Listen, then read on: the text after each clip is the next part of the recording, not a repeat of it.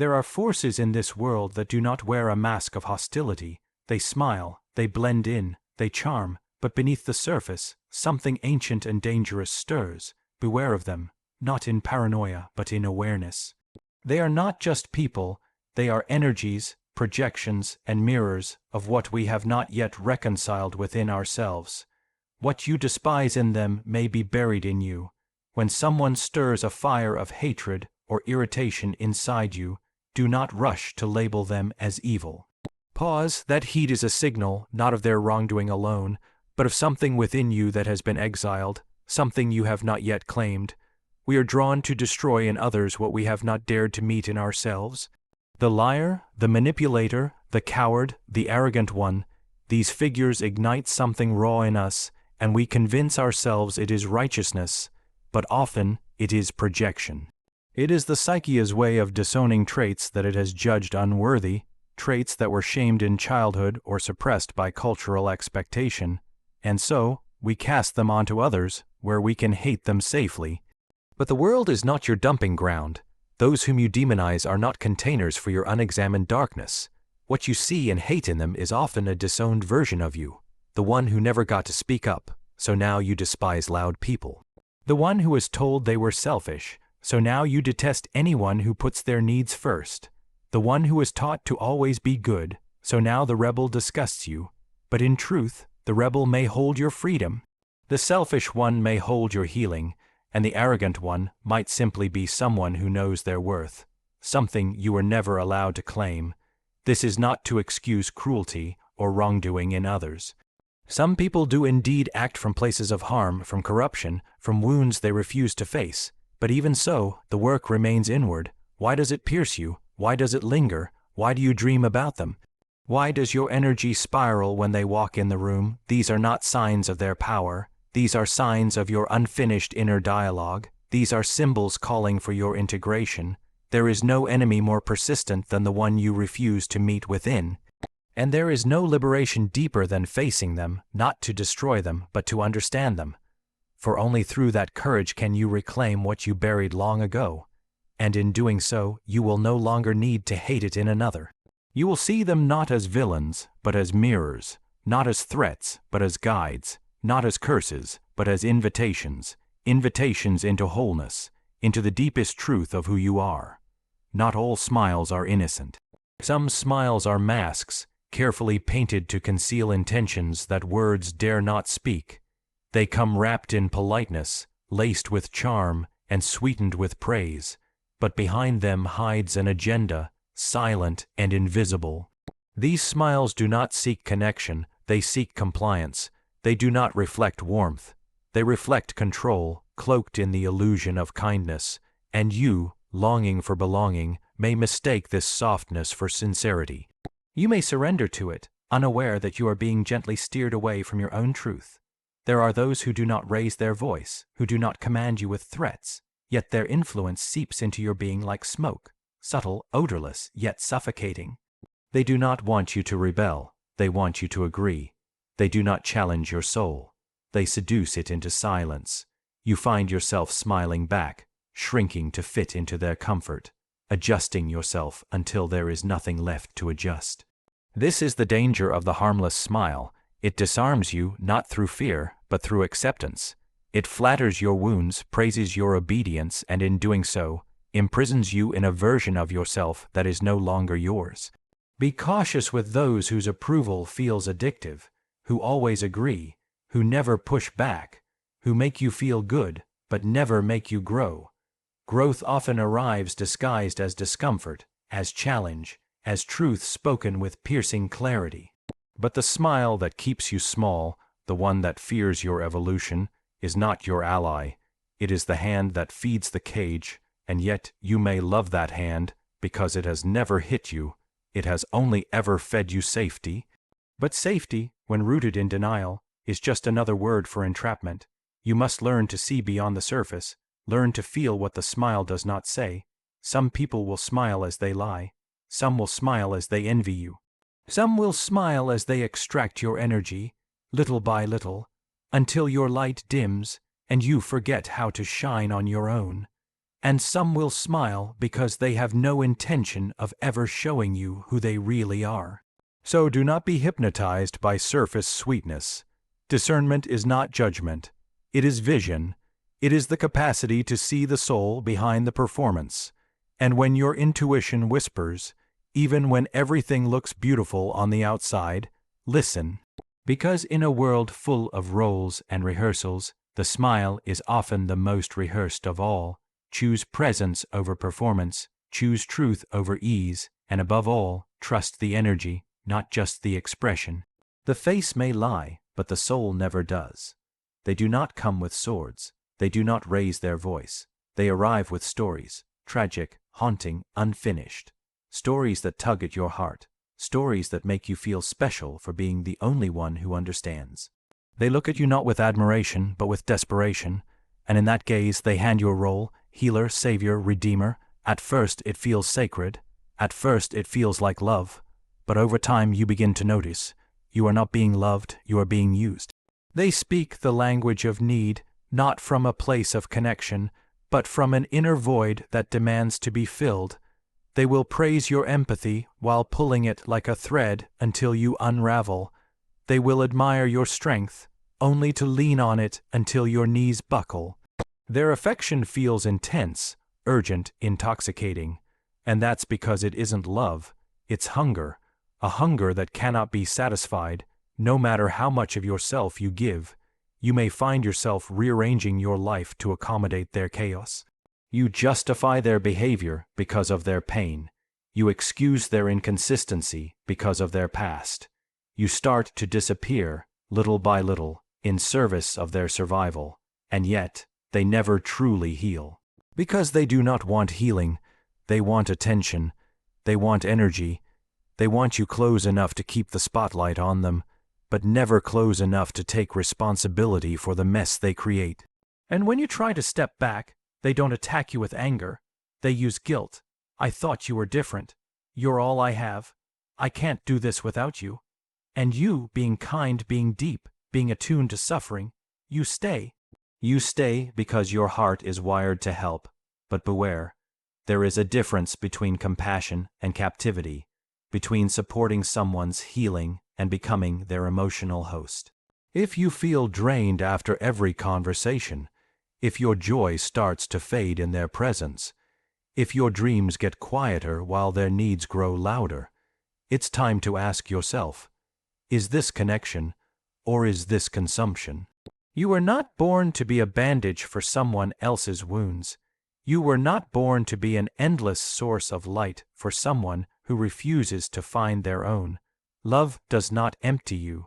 True intimacy does not feed on your vitality. It uplifts it, it nourishes it. It grows in reciprocity, not in sacrifice. So when you hear the language of need, listen closely. Ask yourself, is this love or is it dependency? Is this connection or is it possession? And have I become so focused on saving them that I've stopped saving myself? You are allowed to walk away from those who do not take responsibility for their own healing. You are allowed to love people from a distance, especially when closeness begins to cost you your essence. Your soul was not meant to be currency, and your empathy is not a resource for the chronically unaware. They will say they need you, but the truth is they need themselves, and until they realize that, your light will only be fuel for their fire. Let them face their shadows. Let them meet the parts they keep running from. That is the only way they will ever find the true healing they seek, and it is not your job to deliver it. Manipulation rarely wears the face of cruelty. More often, it wears the mask of love. It speaks in gentle tones. It holds your hand. It whispers promises of safety, of forever, of loyalty. But if you listen closely, not just to the words, but to what you feel in your bones, you'll notice a quiet erosion. Your choices shrink. Your voice softens. Your world begins to revolve around their comfort, their timing, their moods, and all the while they smile, assuring you this is love. But love does not bind.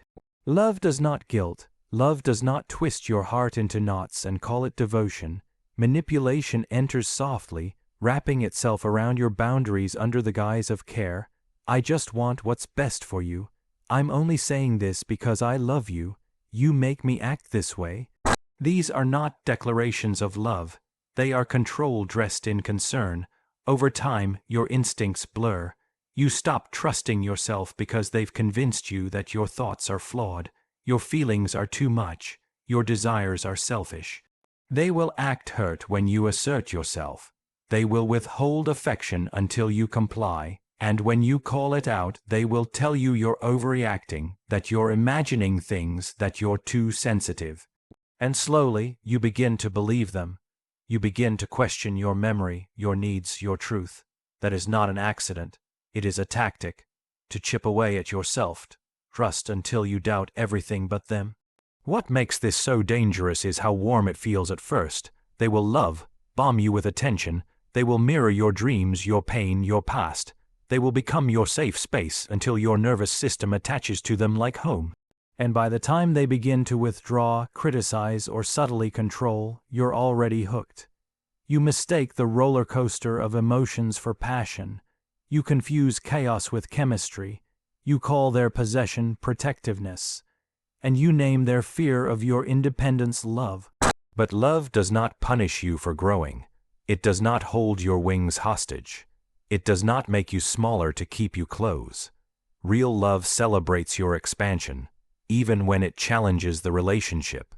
Manipulation, on the other hand, fears your wholeness, because a whole person cannot be controlled. A whole person questions.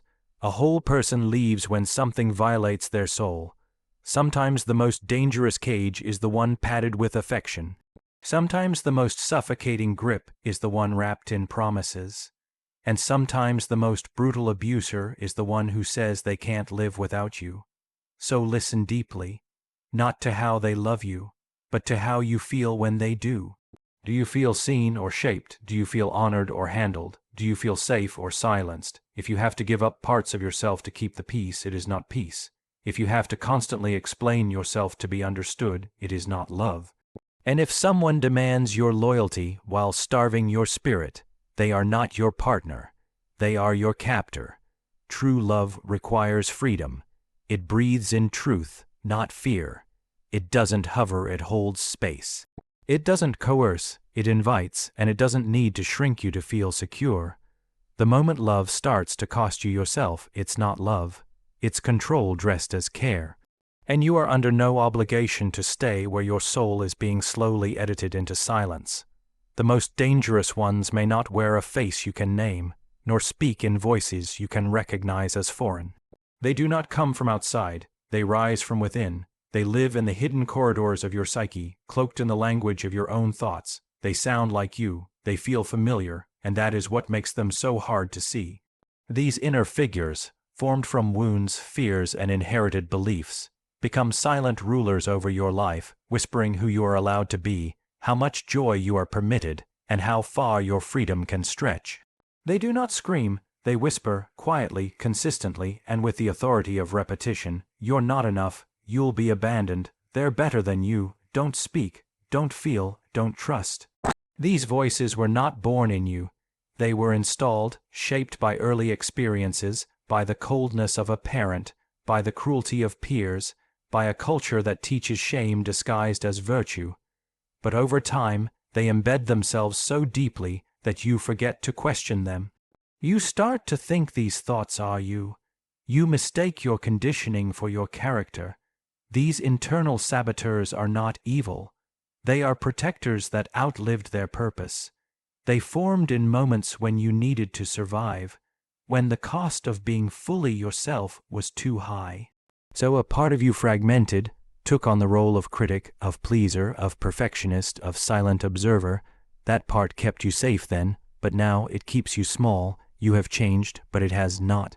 It still believes the world is dangerous, that love is conditional, that visibility equals vulnerability, and it operates from the shadows, controlling your behavior, your relationships, your choices, all while convincing you that you are free. This is why self-sabotage feels so confusing. On the surface, you want success, intimacy, peace, but just beneath, another voice is pulling you back into the familiar patterns of limitation. You ghost the opportunity. You push away the one who loves you. You procrastinate the work that matters, not because you are weak or lazy, but because some hidden part of you still fears what might happen if you fully show up, if you succeed. If you are seen, to beware of them means to become conscious of them, to turn inward with courage, not blame. You cannot destroy what lives in your unconscious, but you can bring it into the light. You can ask who is speaking right now. Whose fear am I living? Whose voice am I echoing? Is this truth? Or is this trauma pretending to be truth? This work is not easy. It demands brutal honesty. It requires patience, because the enemy within will not surrender through force. It must be integrated through understanding. You must sit with the critic and ask what it's protecting. You must face the abandoned child within and offer what no one else did. You must allow the parts of you that were exiled to return home, not as threats, but as pieces of your wholeness. The battle is not between you and the world. The battle is between you and the versions of yourself that were created to survive a world that no longer exists.